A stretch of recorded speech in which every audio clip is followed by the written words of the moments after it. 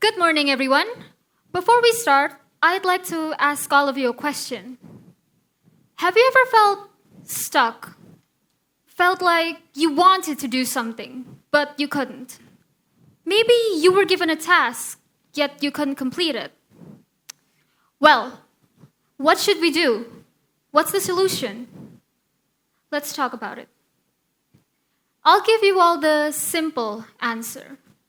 The answer being curiosity.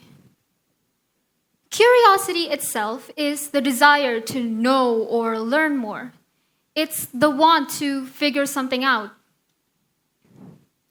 Which for us is good because curiosity helps us with a lot of things. For example, improving our memory. When we're actively engaged with something, we subconsciously memorize it better because we memorize it faster.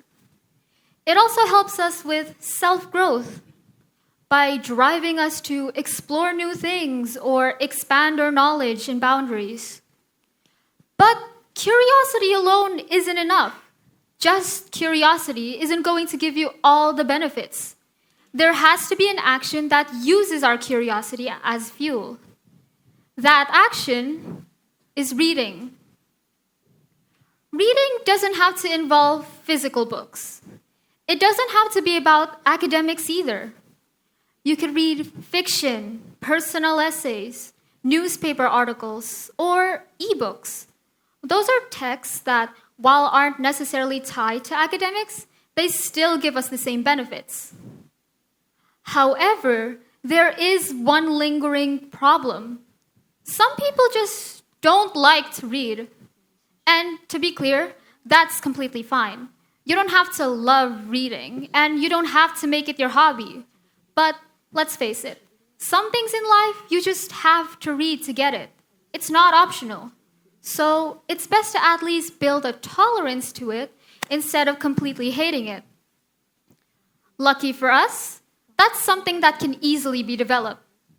There are several ways we can make reading our habit without making it our hobby.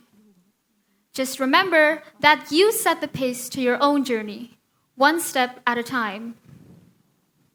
So, I'll share 2 ways that you can make reading your habit.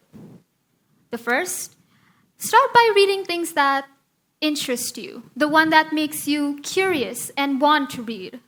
Then, develop this by continuing to read things that pique your interest. Subconsciously, you'll start reading without even realizing what you're doing. Of course, it's going to be hard, especially the first few times.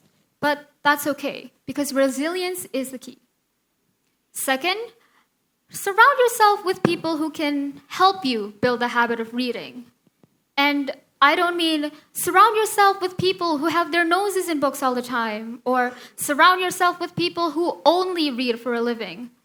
I mean people who can encourage you to keep reading, the ones who can help you pick out a book or read with you.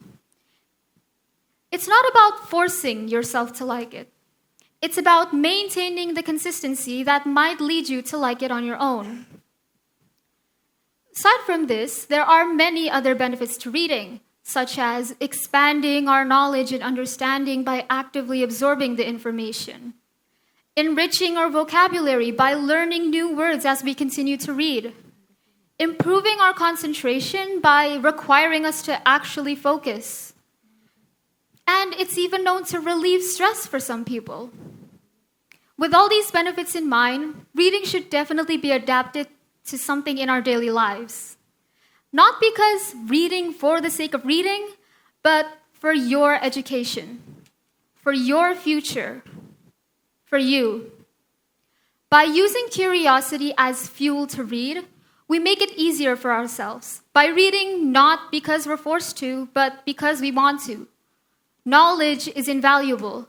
We should chase it every chance we get. A room without books is like a body without a soul. This is a quote by a famous Roman philosopher named Marcus Tullius Cicero. With that comes the end of my talk. I thank you all for listening, and I hope you have a great rest of the day. My name is Alura, and I'll see you again very soon. Thank you.